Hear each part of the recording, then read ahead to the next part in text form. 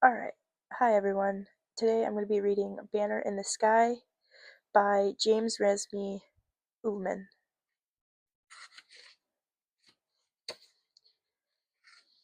And sorry ahead of time for any pronunciations that I might make wrong. Chapter 1 A Boy and a Mountain.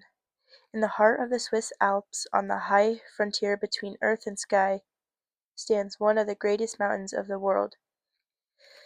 To men generally it is known as the Citadel, but the people in the valley beneath it seldom call it by that name. They call it the Rudi's Mountain, and that is because in the long-gone year of 1865 there lived in that valley a boy called Rudy Matt. Most of the boys in the village were tall, broad, and strongly built. Rudy was small and slim, but to make up for it he was quick. In all his 16 years he had probably never been quicker than on a certain summer morning when he slipped out of the kitchen door of the Beausite Hotel and into the alley beyond. When Theo Zurbriggen, the cook, turned from his stove to get a jar from the spice shelf, Rudy had been at his usual place, washing the breakfast dishes. But when 5 seconds later old Theo turned back, his young helper was gone. The cook muttered under his breath, but almost at the same time he smiled. He smiled because he knew what the boy was up to, and in his old heart he was glad. Outside, Rudy did not follow the alley to the main street. He went in the other direction, came to a second alley, and ran quickly through the back part of the town. He made a wide detour around his mother's house, and another around the house of his uncle, Franz Lerner. Fortunately, he met no one who knew him, or at least who knew he was supposed to be working in the kitchen of the Beausite. Soon he came to the edge of the town and a roaring brook. Across the brook lay a footbridge, but instead of using it, he worked his way upstream around a bend and then crossed over, leaping agilely from boulder to boulder. From the far side he looked back. Apparently no one had seen him. Scrambling up the bank, he plunged through a clump of bushes, skirted a barnyard, and picked up a path through the meadows. Here for the first time he stopped running. There was no living thing to be seen except a herd of grazing cows. The only sound was the tinkling of their bells. The meadows rolled gently, tilting upwards, and their green slope was sprayed with wildflowers. The path crossed a fence over a rickety stile, then bent and rejoined the brook. And now the cowbells faded, and there was again the sound of rushing water. Rudy walked on. 3 or 4 times he passed people going in the opposite direction, but they were only Auslander tourists and nothing to worry about. Whatever guides were climbing that day were already high in the mountains, and any others who might have known and questioned him were back in the town or on their farms. Rudy smiled at the pass-byers. "Grüß he said, God's greeting, in that ancient salutation of the Alps. "Grüß they said in reply. He was no longer hurrying. He walked with the slow, rhythmic pace of the mountain people, and though the path was not steepening sharply, he felt no strain. His legs, his lungs, all of his slight, weary body were doing what they did best. What they had been born to do. His feet, through the soles of his shoes, molded themselves to each hump and crevice of the path. Arms and shoulders swung in easy balance, his breathing was steady, his heart beat strong and even. A typical mountain boy, one would have said, seeing him at a distance, but then, coming closer, one would have seen that he was not typical at all. Partly this was because of his slimness, his lightness of muscle and bone, but even more it was in his small, almost delicate features, and his fair pink and white complexion. Rudy Matt hated his complexion, In summer, he exposed his face for hours to the burning sun. In winter, he scrubbed it violently with snow, trying to make it brown and tough and weather-stained, as a mountain man's should be. But no stain appeared, no whisker sprouted. Angel Face, the other boys called him, or rather had called him, until they learned that his fists, though small, were useful. Most of the men of Kurtol had black hair. Rudy's was blond. Most of them had dark eyes. Rudy's were light, though exactly what color no one was quite sure. His mother called them hazel, but she saw them only when he was at home or around the village. When he left the village, when he climbed above it, they seemed to change. As the light changed, looking up at the great peaks above the valley, they seemed to hold within themselves the gray of mountain rock, the blue of mountain sky. Rudy Matt climbed on. Now that he was no longer afraid of being stopped, his heart was filled with peace and joy. Just why he had run off on this particular day he could not have said. He had to, that was all. That was all. He had looked from the window of the hotel kitchen and seen the peaks that rimmed the valley rising vast and shining in the morning sun. All he could no more have stopped himself than he could have stopped breathing. A few minutes before he had been a prisoner. Now he was free. He no longer looked backward, only up. As slowly the great mountain world unfolded before him. The path bore away from the brook, zigzagged up the highest of the meadows, and entered a forest. And there Rudy stopped. Beside the path, at the forest's edge, was a shrine. It was a tiny thing, no more than a rough wooden box nailed into one of the trees, and inside was a cross and a chipped image of the Virgin.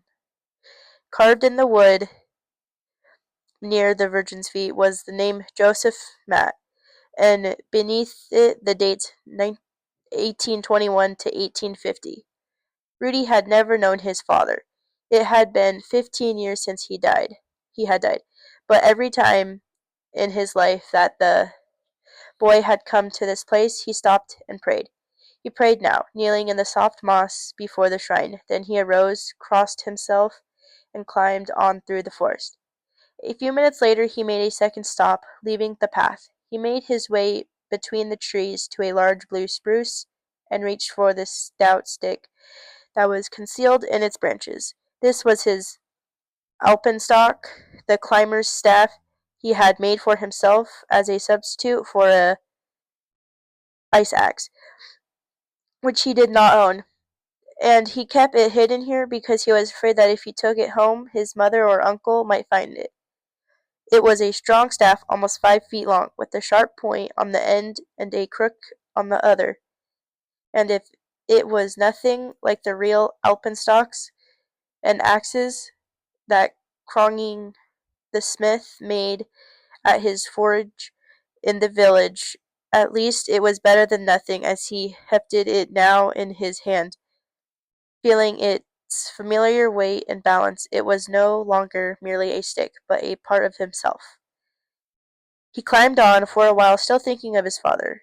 He walked slowly and somberly, with his eyes on the ground, but this did not last long, for he was young and the sun was shining, and was doing what he loved most to do in all the world. He tilted his stick before him like a lance. He picked up stones and threw them at the trees. He threw back his head and yodeled, the, and the high wind, yole oole, rode the still air like a soaring bird.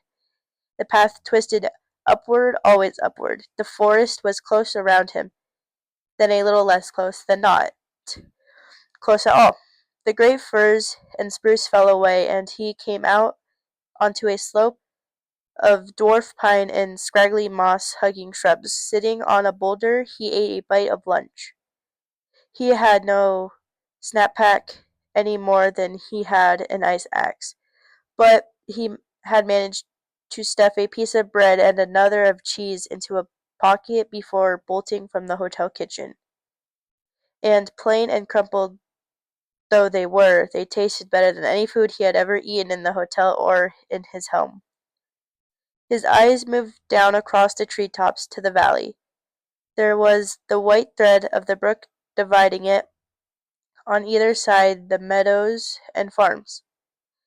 In the valley center, the town of Kurtal, he could see the main street, the square, the church, the Beau Site Hotel, where he worked, and the two other hotels beyond it. All three buildings were new. Even Rudy could remember when they had not been there at all. 10 or 12 years before, Kurtal had been no more than a tiny farming village, lost in a deep Swiss valley. But while Rudy had grown, it had grown too. It had become what the Ostlander called a resort. Each year during the summer months, there were more and more visitors, people from the cities, people from England, France, Germany, and even from far away America. Coming up in the coaches from the lowlands in the last few summers, there had been so many of them that there was even talk of building a railway. It was the mountains that brought them, of course, the tall, white, glorious mountains of the Alps. In the old days, the people of the outside world had not been interested in the Alps. They had left them to those who had been born and lived there. But in Rudy's own lifetime, all that had changed. The Ostlander had come, first in trickles, then in droves. They had moved up into the villages, into the high valleys, onto the glaciers, onto the peaks themselves. The sport, the craft, the adventure of mountaineering had been born. In every village, men whose ancestors, through all history, had been farmers and herdsmen, were now farmers and herdsmen no longer, but Alpine guides, and the profession of guide was the proudest in the land. To be a member of the company of guides of Kurtal was the highest honor that a man could attain. Men had not come to the mountains, they had conquered them. A generation before, only a handful of peaks in the Alps had been climbed to the top, but now, in 1865, there was scarcely any that had not been. One by one, year after year, they had been attacked. Bes- Besjed Besijed had and taken Mount Blanc, Mount Rosa, the Dom, the Weizerhorn, and Schreckhorn, the Eger, the Dent Blanche, the Lyscam, all these and 100 more. The whole great white host of the famous mountains of Europe had felt the boots nails of their conquerors in their summit snows. All of them except one. Rudy Matt was no longer looking down into the valley. He was looking up and beyond it, and now slowly his eyes moved across the wide circle of the ranges. They moved over the meadows and forest, glaciers and snowfields, and gorges and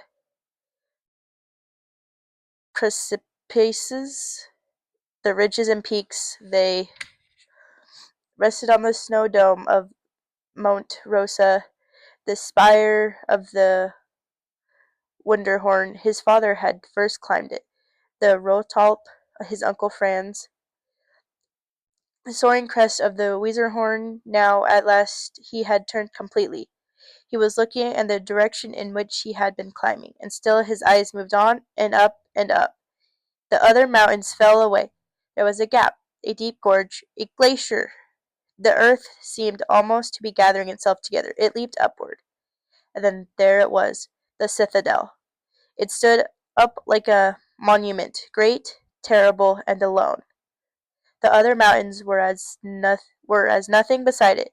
It rose in cliff upon cliff, ridge upon ridge, tower upon tower, until the sharp curving wedge of its summit seemed to pierce the very heart of the sky. It was a pyramid built up out of 1,000 parts, out of granite and limestone and snow and ice, out of glaciers, precipitous, oh, wow, why can't I say this word? Precipices, crags, ledges, spires, cornices, but so perfect was its vast shape, so harmonious the blending of its elements, that it appeared a single and organic, almost a living thing. Rudy Matt had been born in its shadow. He had seen it every day of his life. He had stared up at it from the village, from the forests, from the glaciers on every side, until its every detail was fixed indelibly, in, indelibly in his mind. But oh my gosh, I cannot speak today. Familiarity had not bred indifference. The years had not paled its magic. Instead, the magic had grown stronger, deeper, and on this day, as on every day in his life when he had looked up at it, Rudy Matt felt again the catch in his breath and the wild surging of his heart.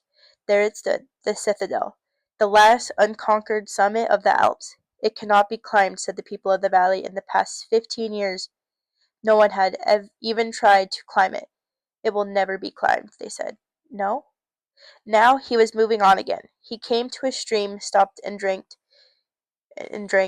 A furry marmot watched him from a nearby boulder, whistled shrilly, and disappeared. High above, a giant hawk whirled slowly through the still blue air. Beyond the stream was a fork in the path. The right hand branch, plain and well trodden, led off toward the Dornelberg and the Wunderhorn, two of the most popular peaks for climbing in the district. But it was not this branch that Rudy followed. Bearing left, he moved on along a barely visible trail that climbed upward toward the base of the citadel. He was above treeline now. Even the dwarf pine and shrubs were gone. All grass and moss were gone, and the earth was a bare sweep of gravel and tumbled boulders. Among the boulders the going was tricky, for he had no proper nailed mountain boots, but his feet were nimble, his balance true, and making deft use of his self-made staff, he climbed quickly and easily. When after an hour he turned and looked back, the rocky point where he had stopped to eat seemed almost as far below him as the village. The world into which he had now come was one of stillness and desolation. There was the grey of rock, the white of snow, the blue of sky, and that was all there was. The only movement anywhere was that of his own body, the only sound the scraping of his own feet against the boulders. Yet Rudy was not conscious of loneliness.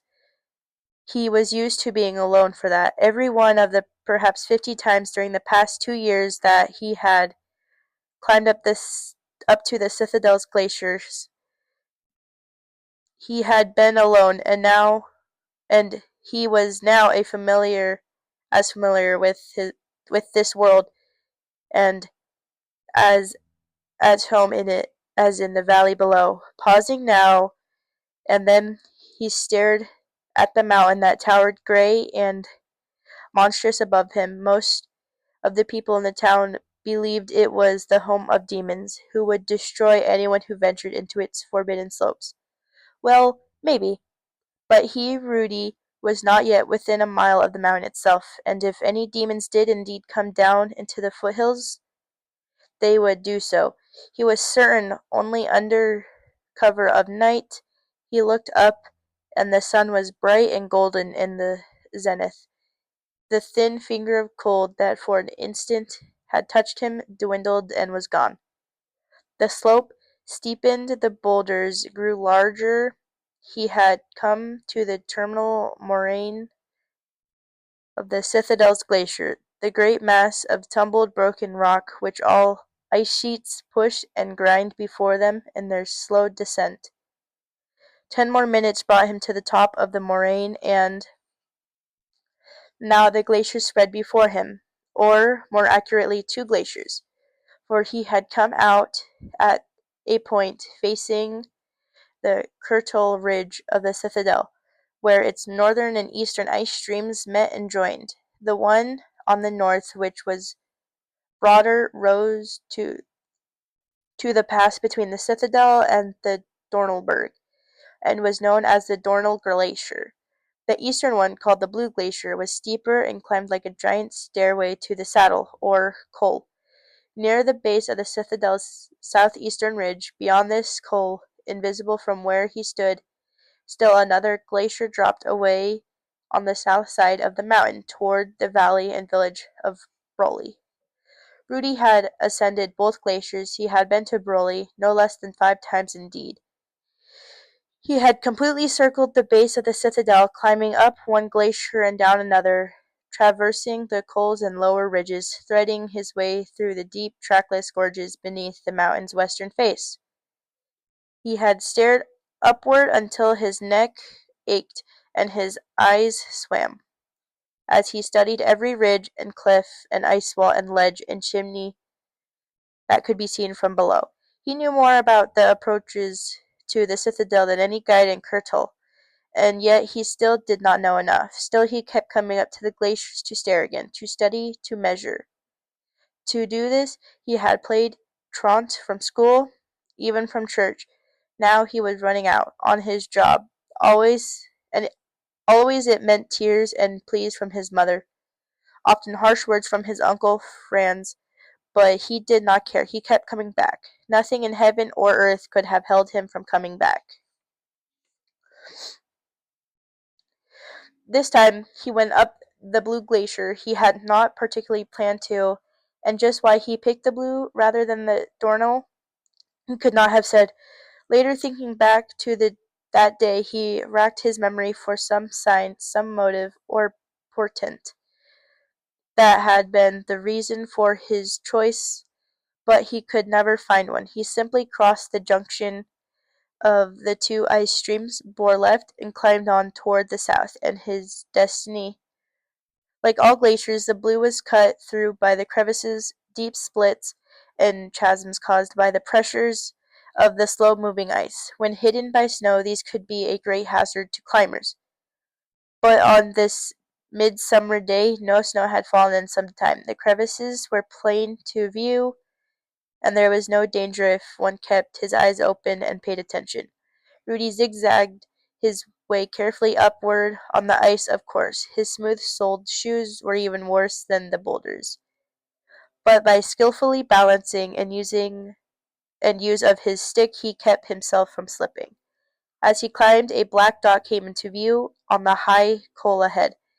This was an old hut, built many years before the first explorers of the mountain, but now abandoned and all but forgotten by the people of the valley. Rudy had twice spent nights there during his circuits of the citadel. He knew it well, but it was not there specifically that he was going now. He was not going anywhere specifically, but only climbing, watching, studying. Every few paces now he would stop and stare upward, motionless. The east face of the citadel rose above him like a battlement, cliff upon cliff. It soared from the glacier, its rock bulging and bristling, its walls veined with long streaks of ice. Far overhead he could see a brand of snow which marked the mountain's first setback. Beyond it the sloping walls disappeared for a space only to bulge out again, higher up, incredibly higher up, and a great gray thrust against the empty sky. So vast was it, so steep, so mighty, that it seemed more than a mere mass of rock and ice.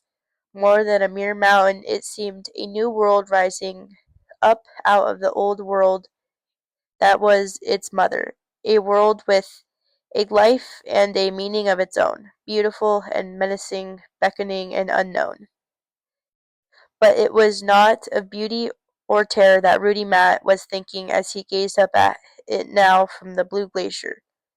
It was of a deep cleft wide enough for a man's body that slanted up the rock wall before him, and ended; of a series of ledges broad enough for a man's feet that rose one above another, toward the high belt of snow, and petered out. His eyes searched up and down, to the right and the left. He climbed on, stopped, and studied the next section of the face. Then he climbed on again. He moved through absolute silence later in the day, when sun and melting snow had done their work. Great rock and ice masses would break loose from the heights above and come roaring down the mountainside, but it was still too early for this. The citadel rose up like a tower of iron. There was no movement anywhere, no stirring, no sound. And then there was a sound. Rudy stood motionless. It was not the sound of the mountain or of falling rock and ice. It was a voice. He waited. He looked around him. Every sense was straining. But he saw nothing. Nothing moved. It was his imagination, he thought. A trick of his mind or of the stillness. Or was it? And now the cold finger of fear touched him again. Was it the voice of a mountain demon? He stood without breathing, and the sound came again. He seemed at the same time to come from near by and far away. He waited. Once more it came, and then suddenly he knew where it came from. It was from beneath the ice, from a crevice in the glacier. He approached the nearest crevice and called out, but there was no answer. He went on to a second. No answer. Again he waited and listened. Again the voice came, faintly. Straight ahead was a third chasm in the ice, and advancing cautiously, he peered over the edge. That's the end of chapter 1. Uh, Thank you for listening to the first chapter of Banner in the Sky.